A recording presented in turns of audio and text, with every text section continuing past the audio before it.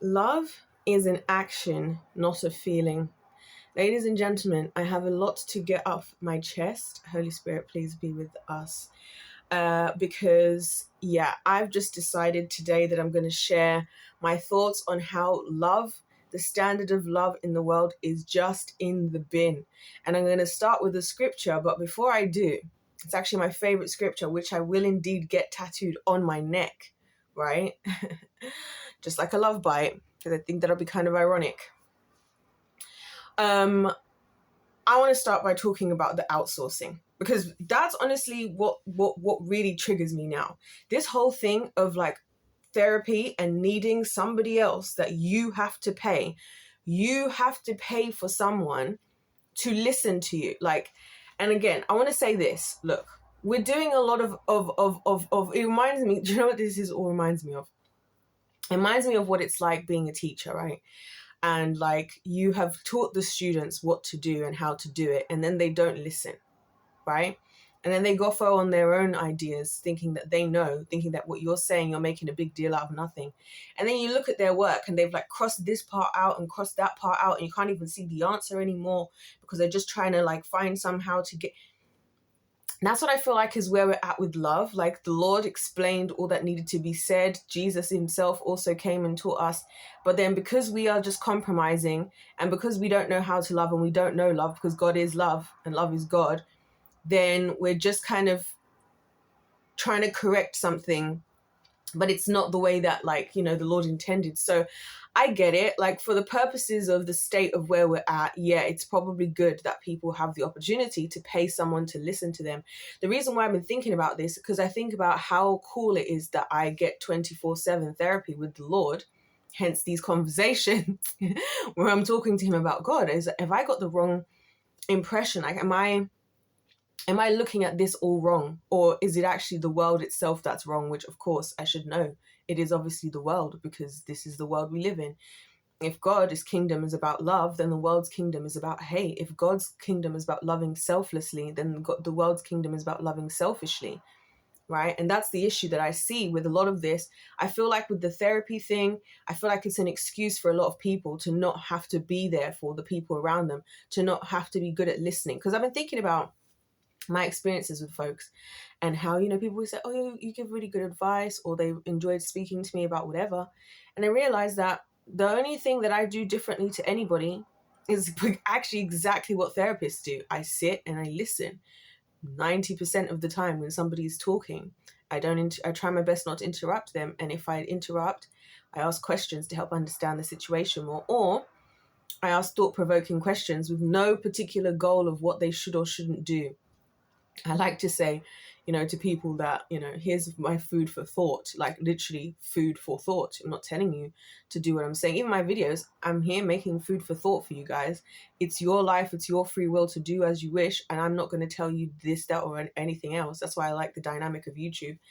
You can watch 1 second of the video. You can watch 10 minutes. You can watch 100 videos. It's completely entirely up to you. I'm just throwing out the food for thought.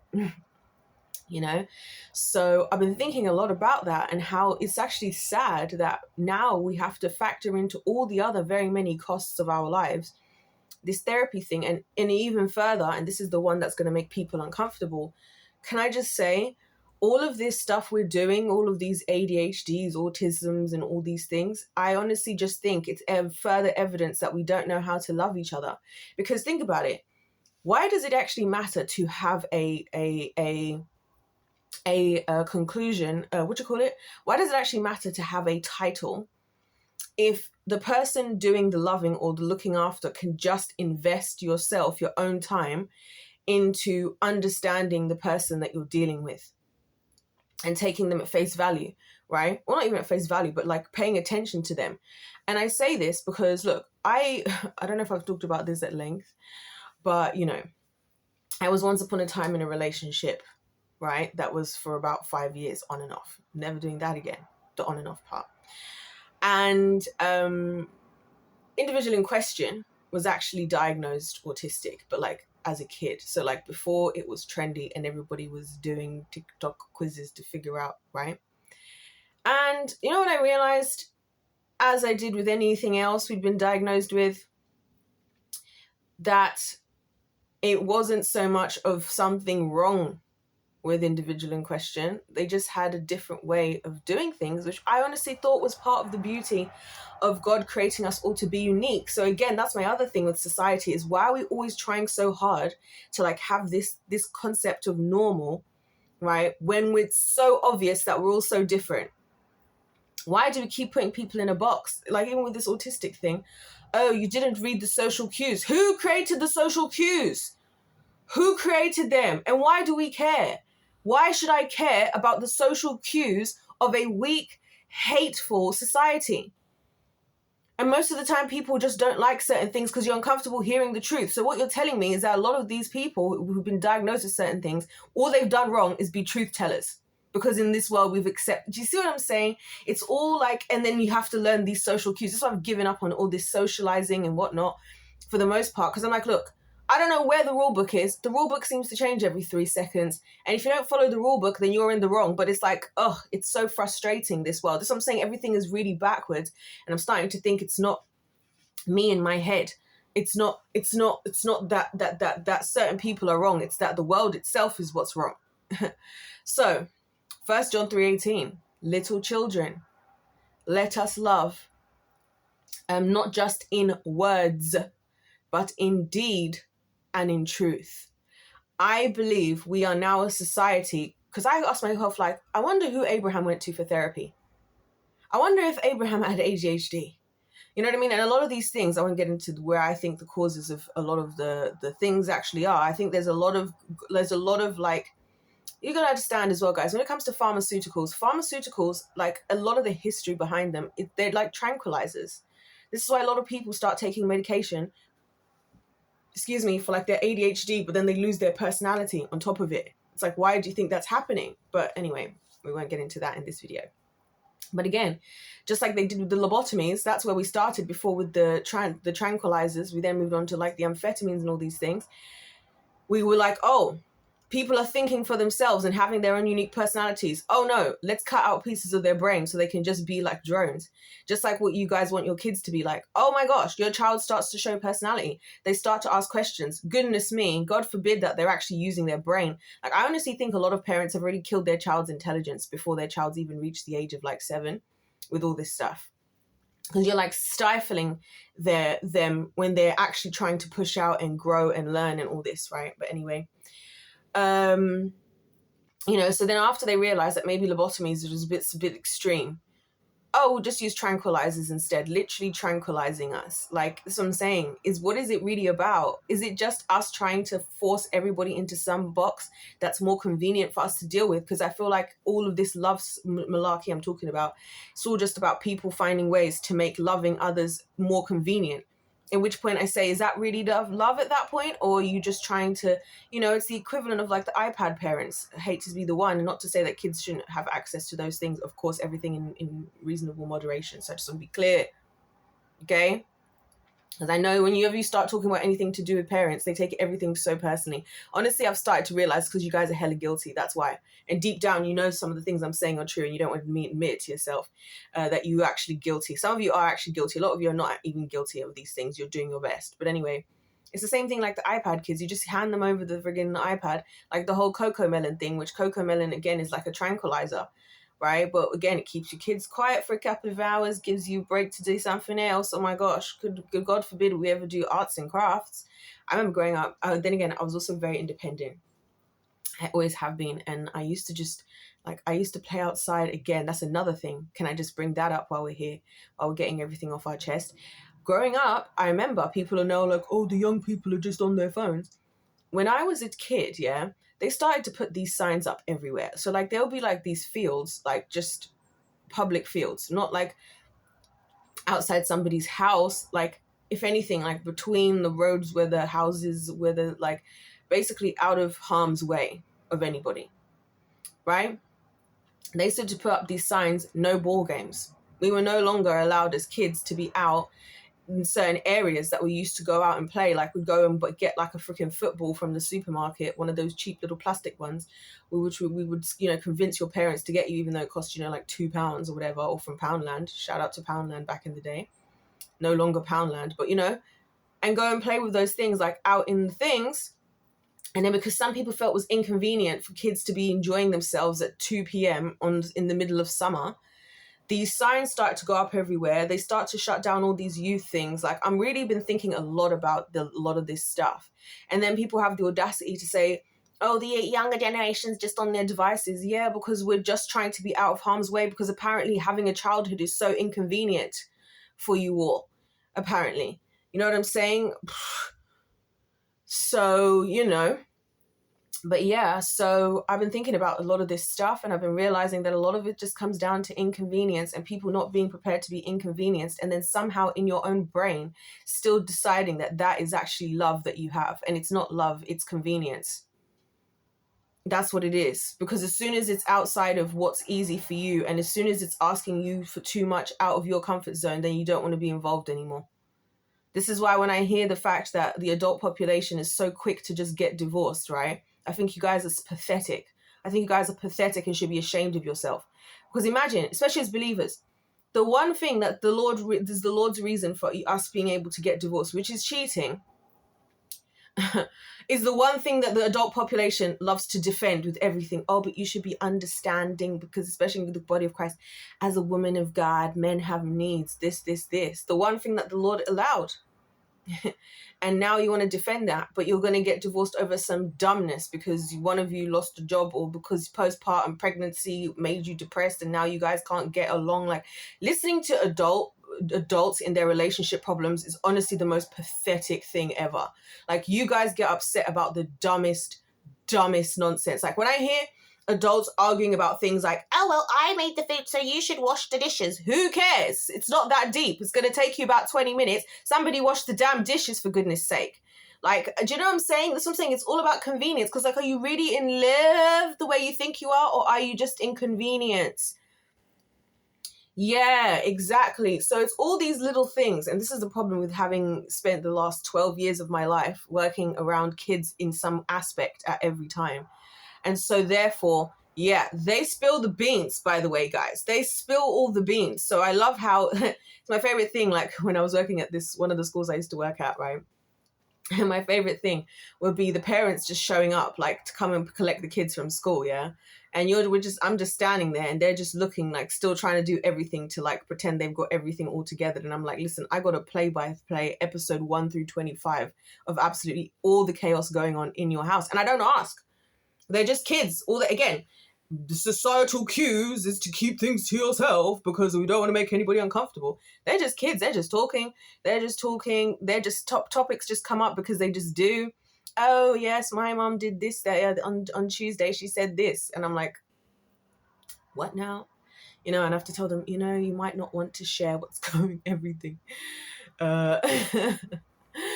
Oh my gosh, but they don't know any different. They're children. Like, this is what I mean. Like, they're children. And again, what have they done wrong? Not learn all these random societal cues and thingies to make everybody else's life convenient. Because it's convenient for you guys to expect also for your kids to keep all this privacy, because you don't want to have to deal with things happening, and you're trying to sweep it under the carpet and take advantage of their vulnerability and their ignorances, rather than deal with the real life issues that you need to deal with. And that's, again, why I'm looking at the world. I'm like, when are we going to realize that the issues we have are actually right in the very houses that we live in? You want to go out in the world, you want God to use you to do this and God to use you to do that, but you can't even keep your household in check. It literally talks about that in the Bible. Hello? You can't even keep your household in check. And you know why I'm saying this? Because that's the least convenient place for you. It's easy for you to go to your work job. I remember this lady I used to work for. And she was one of those people, right? So I used to work at this children's cafe, right?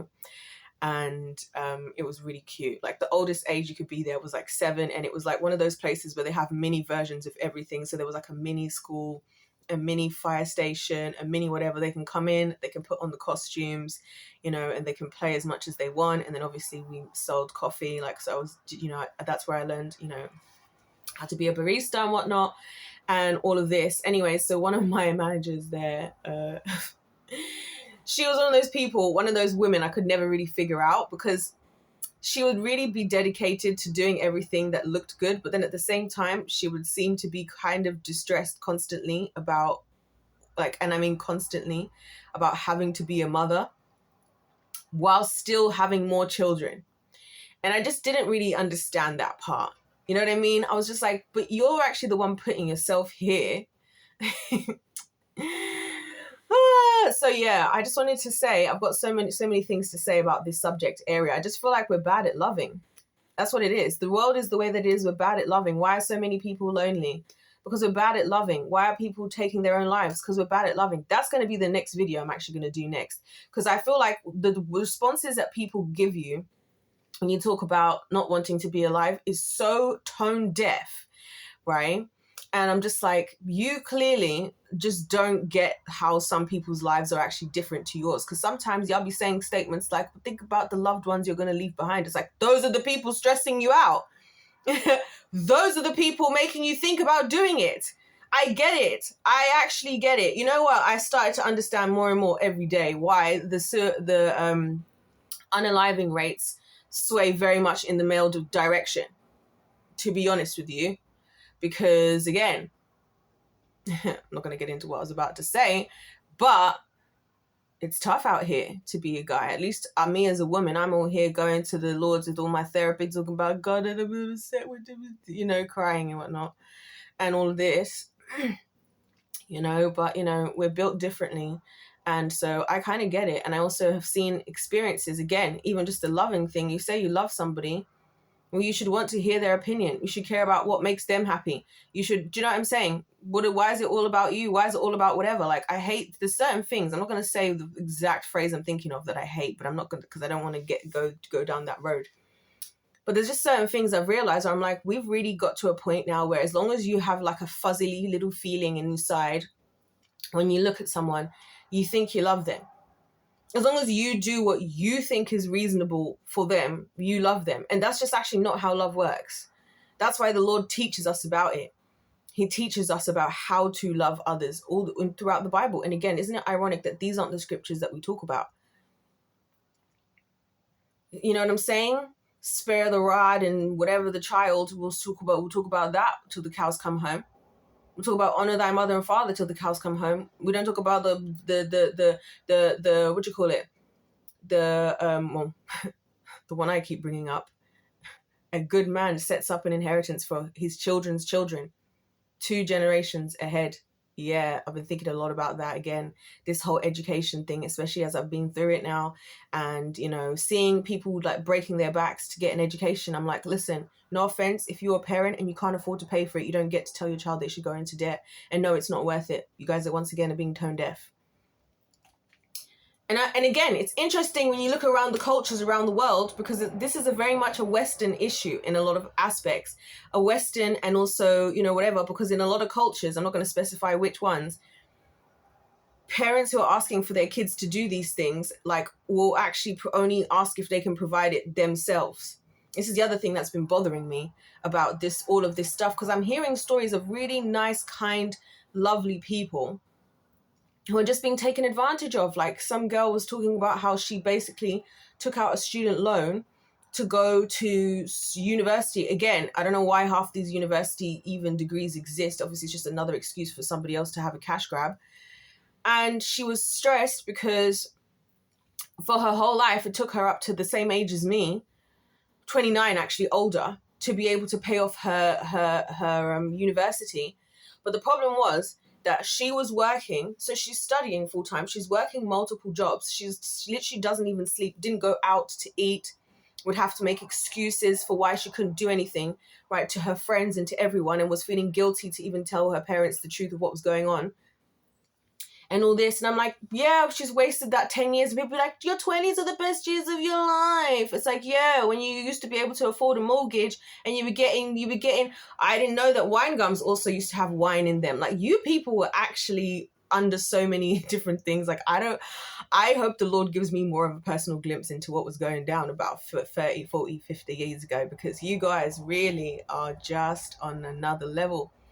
And I was thinking, how sad. I would never wish for my daughter or my son ever in my life for them to have to break their back just to get a stupid piece of paper in a world where the friggin' sidemen and other people of the world are getting rich as hell just for them to not even be able to pay off their bills. Like some other dude was talking about how he paid nearly $500,000 just to never get into medical school, just for that to go all down the drain, because you can't trust in anything. And again, I feel like so much of this stuff, it's cop-outs. The fact that parents don't show up to the schools when they're doing all these things, you're copping out. I hear stuff happening at schools and I'm like, did one parent even show up? Even one? No. Not even one. Oh yeah, I've got to take the kids to school. We don't want to homeschool because, we don't want our kids to turn out weird. No, you would have never had kids if you had to actually look after them. And that's the problem. That's the problem with you people as well. Again, it's the convenience thing. Oh, let me go and shove you into some building. I don't even know the strangers. I've been thinking about that as well. We tell kids, oh, don't trust strangers. But how many situations do we trust strangers? You take your kids to school with strangers you don't even know. We book cabs and all these things with people we don't even know. We don't trust strangers. Again, it's not like a lot of things aren't adding up around here. You know what I'm saying? Like, love is an action. It's a doing word. You do it. You don't feel it or think it. You have to do things that you then quantify. That's why the Bible says, for God so loved the world that he gave his only son. He gave his only son. He sacrificed a sacrifice he wasn't even prepared to make Abraham actually make. The father of all nations or whatever. He sacrificed for the sake of everyone. Look at Jesus on the cross, unrecognizable, being spat at and mocked at by everybody. Do you think that that's convenient? Do you think he was sit there conveniently like, oh, great. And do you know what he has to say? Father, forgive them because they don't know what they're doing. Are you kidding me? And then you guys with your pathetic level of love here on this planet think you have anything to say about being Christ-like? Think you have anything to say about the word love? Let's stop using the word love, can we? Let's stop ruining. Let's stop taking the things that God created, adding our own meanings to it. You guys will defend the likes of a Kris Jenner. Oh, what a loving mother. Listen, when the Lord uses these words, when the Lord uses words like friend and parent, it's not just because you guys had sex one day that you get to call yourself those things. He's talking about an actual role, a job role with a job description that is in the scriptures that you can go and find. Right? He's talking about actual roles. So no, just because you had sex one day doesn't mean we all need to feel sorry for you.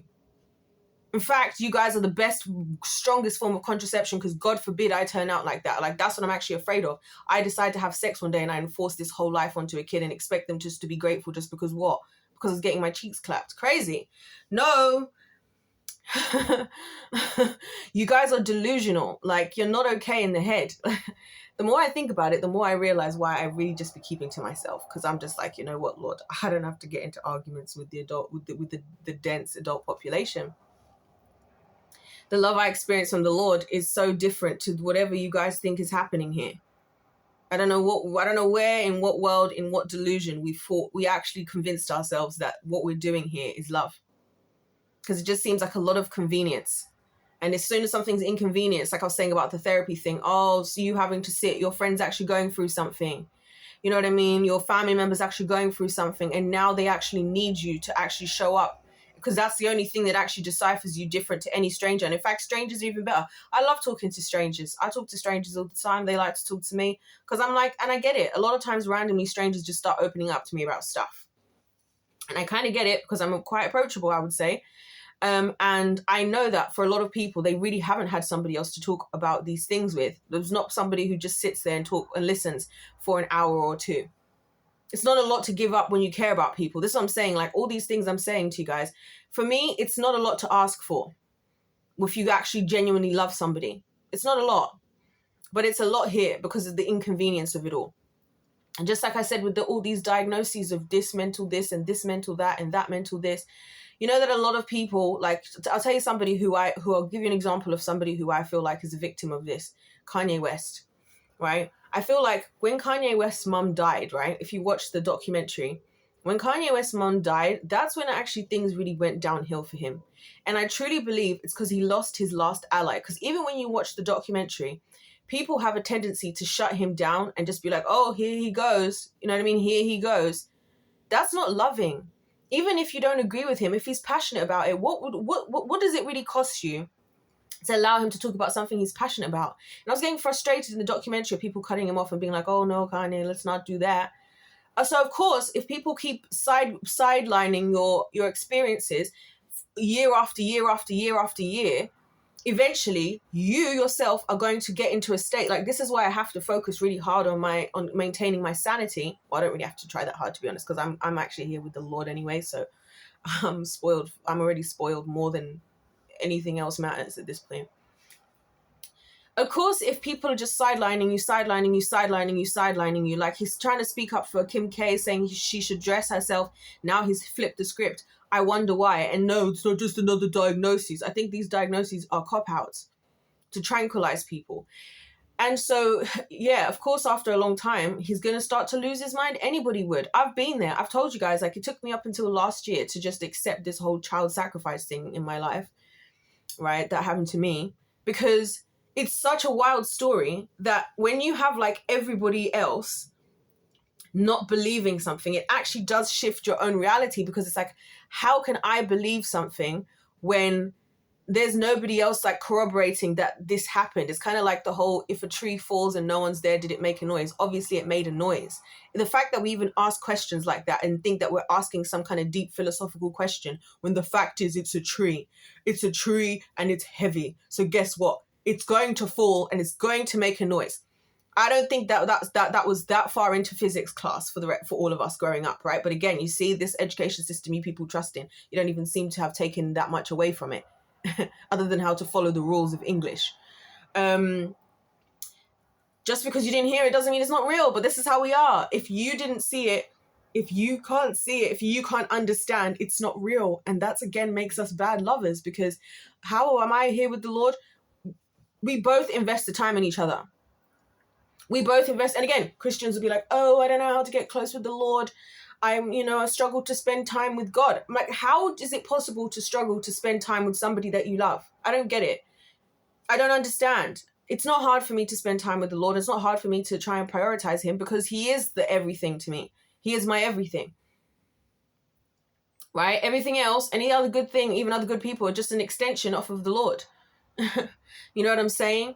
And so, but then you're not investing in the relationship. Like, I can see sometimes, and I've said it to you guys before, people will look at me and be like, wow, what wisdom. How have you became this far in life? And I'm like, because I proactively invest in my relationship with God myself. I spend the time talking to him, getting to know him. If I don't understand something, I do my own biblical deep dives. You know what I'm saying? I study the planet he created, because I'm like, he created all of this. That's why I like to be out in nature, so I can observe. God, why did you create this like this? Why is it that this creature does this and that creature does that? Why is it that this tree is like this and this tree is like that? I'm studying him constantly. Why am I always studying the Lord? Because I'm invested in this relationship. Hello. So I got to get to know the guy. I got to spend time with the guy. I got to go figure out what the guy is like. That's why I always talk about his character, because I'm like, wow, your character is tried and true. I can see it in the Bible and I can see it in my own life.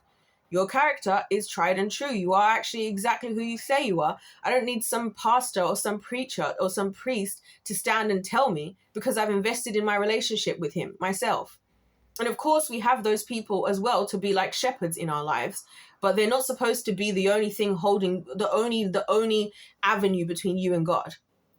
It's just supposed to be a part of the overall lifestyle.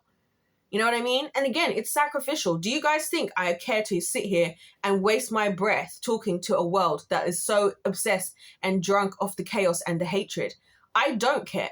But I do this because God's like, there are some people who are going to listen. Of course, you guys are the winning team. And there are some people who just don't know. So rather than doing what I would rather do right now in my life, which is just honestly party every single day until the day that I actually, right? Here for a good time, not a long time. You guys wouldn't have seen this vlog yet, but anyway. But I'm not. I'm here getting my life together. I'm here working through my issues, so I can be a better vessel for the kingdom of heaven. So that I can do what the Lord requires of me, so I can be a laborer in the harvest. I don't have to. I've received Christ. And so if I wanted to be convenient like everybody else, I could just be like, oh, you know what? I've received Christ, so I'm going to heaven anyway. I'm just going to have a good time now. I'm just going to have a good time and do whatever I want to do. No, I have to sacrifice. I have to put myself out on the line. Do you guys think it's easy for me to sit here and be so vulnerable about my experiences? But I'm like, nobody else is doing it. So how is anybody going to get any deliverance, any healing, any progression if somebody doesn't sound the alarm bells? So yeah, I'll put myself forward as sacrifice. I'll volunteer as tribute, right? At the risk of the slaughter of the jury of the sheeple, for the greater good of the the mission of the Lord, because he says spread the gospel, build the kingdom, right? So again, it's like a lot of people's Christianity is just way too freaking convenient for you. Your Christianity is too convenient. I'm gonna do a video about that actually now. Let's wrap this up here. We're doing a video about that right here and now, because I feel like these things need to be addressed. These things need to be addressed, because like, yeah, it's just got to the point where I've spent about a week or so. Is it a week? Yeah, I've spent about a week or so. I spent some days anyway, in the midst of everything else happening in life, just like really thinking like, okay, God, at this stage, it's either that I'm really wrong about a lot of things, or the world is really wrong about a lot of things. And I just got to the point where it's like, I've done so much inner work with the Lord that it's actually not me, because I'm actually here comfortably, happily chilling with the Lord. You see what I'm saying? So the issue's got to be somewhere else. Anyway, we're going to leave that there for now, because I want to go on to talk about the comfortable Christianity. And I also do want to address this topic of unaliving, because I think there's a lot of really tone deaf opinions about that. And people just think that, like, some people who, and again, I feel like it's a privilege that you believe that for you, your experience in life is so worth living that you think it's crazy somebody else would think to do that. Like, that just goes to show your privilege. And I'm not saying to feel guilty about it, but like, as with all of us, just like with me, I have the privilege. I'm an adult who can defend myself. Hence why I'm always defending the kids who cannot defend themselves.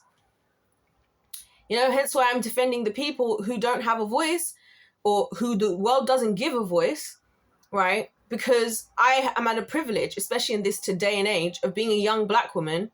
I mean, a lot of people don't even want to speak up against me for fear of probably being in one of my videos, even though that's not going to happen.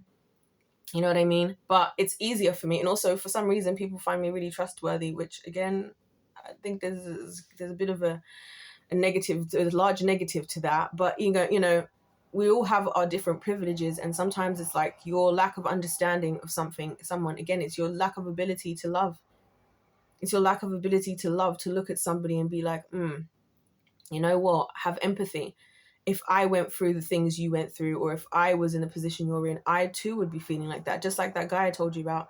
I've mentioned him a couple of times. I heard on the phone outdoors saying to, you know, the paramedics that he wanted to take his own life. And when I sat down to speak with him, and we talked for a long time, it wasn't that he was on drugs. It wasn't that he had a woman in his life who was just terrorizing him, as we do as women, or we can do. And he was really lonely.